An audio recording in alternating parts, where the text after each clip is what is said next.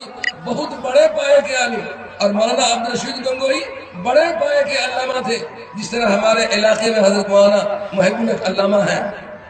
لیکن مرید کس کے تھے؟ حاجی امداد اللہ، عربی سوم تک پڑھے ہوئے تھے، عربی سوم تک پڑھے ہوئے تھے، مگر تقویٰ تھا ان کے دل میں، اللہ کا خوف تھا۔ بیعت ہو گئے دونوں بزرگ، لوگوں نے کہا کہ حضور پوری دنیا کے لوگ مسئلہ آپ سے پوچھتے ہیں، عربی سوم تک حاجی امداد اللہ رحمۃ اللہ علیہ پڑھے، آپ نے کیسے ان کو پیر بنا لیا؟ کہا کہ ہاں، اللہ تک پہنچنے کا راستہ وہ بتاتے ہیں، اور سارے شریعت اسلام کا مسئلہ میں بتاتا ہوں۔ اللہ حسن۔ اور فرمایا آپ نے، ایک دفعہ دارالعلوم کے طالب علم تو ویسے ہی ہوتا ہے، اگر میں کل رہ جاتا تو یہ بچے کتاب لے کے میزان لے کے آتے کہ مولانا کو ظاہر وفا بار بار کہہ رہے ہیں استاذ العلماء استاذ العلماء، تو پوچھتے وہ۔ اسی طریقے سے حاجی امداد اللہ کے پاس ہدیہ سعیدیہ لے کر طلبہ آ گئے، کہا کہ حضور ذرا سمجھا دیجئے، آپ تو بڑے بڑے علماء کے آپ پیر ہیں۔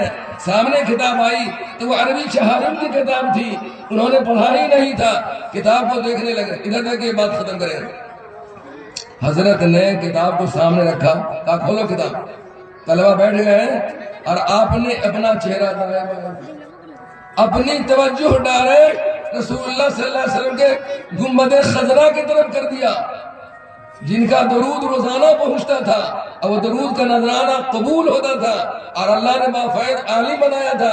جب اپنی توجہ ادھر کیا کہ اللہ کے رسول میں آپ کا عاشق ہوں، اتنا پڑھا نہیں ہوں، اور طلبہ دارالعلوم سے امتحان لینے آ گئے ہیں، تو اللہ کے نبی نے جو ہدیہ سعیدیہ کے مؤلف اور مصنف تھے علامہ سعید تفتازانی کو بھیج دیا، اور اس طرح سے دائیں بائیں ہو کر کے جو وہ کہتے تھے مصنف بغل میں بیٹھ کر اور کتاب کو یہ پڑھا رہے تھے، ایسا پڑھایا کہ طلبہ نے کہا کہ بھائی ایسی کتاب تو شاید کہ مصنف نہیں پڑھا پائے۔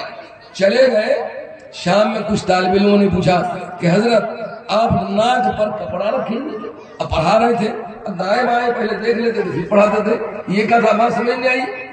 تو حضرت نے فرمایا سنو، میں رسول اللہ کا عاشق ہوں۔ جب طلبہ جانچنے کے لیے آ گئے کہ اتنے بڑے بڑے مولانا کی یہ پیر ہے، تو میں نے اپنی توجہ کر دیا سرکار دوالے کی طرف، اور وہاں سے نسبت حاصل تھی۔ سرکار نے مصنف کتاب کو بھیجا، خود مصنف کتاب مجھ کو کان میں کہتے تھے اور میں پڑھاتا تھا، تو کہا حضور دستی رکھنے کی کیا وجہ تھی؟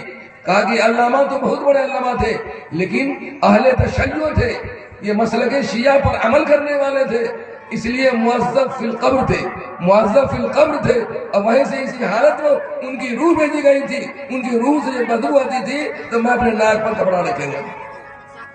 اللہ کی بارگاہ میں اب قرآن پڑھ کے کامیاب ہوں گے، درود پڑھ کے سچا عاشق رسول ہو گئے، کتنے بڑے علامہ ہو جائیں گے، اسے کچھ ہو ہی جانے کا نہیں ہے جب تک کہ دل کے اندر عشق اور محبت نہیں ہو۔ واقعی میں مجھے بڑا فیض پہنچا اس جلسہ میں آنے کے بعد، ایک ایک علامہ ایسی بات کہی ہے کہ انشاءاللہ وہ باتیں یاد رہے گی، اور دعا کیجیے اللہ مجھے بھی عمل کرنے کی توفیق عطا فرمائے۔ اس لیے مسجد سے سٹ جائیے، اور فرض نماز کو کسی حالت میں نہیں چھوڑیے، قرآن کی تلاوت کو نہیں چھوڑیے، اللہ کے رسول سے عشق و محبت کیجیے۔ یہ مدرسہ دارالعلوم فیض الرحمن نے یہی پیغام آپ کو دیا ہے، یہ پیغام لے کر جائیے۔ اور بات مختصر سی میں کہہ رہا ہوں، بات ختم کر رہا ہوں، دعا فرمائیے کہ اللہ مجھ گنہگار کو بھی، آپ نیکوکار کو بھی شریعت پر عمل کرنے کی توفیق عطا فرمائے۔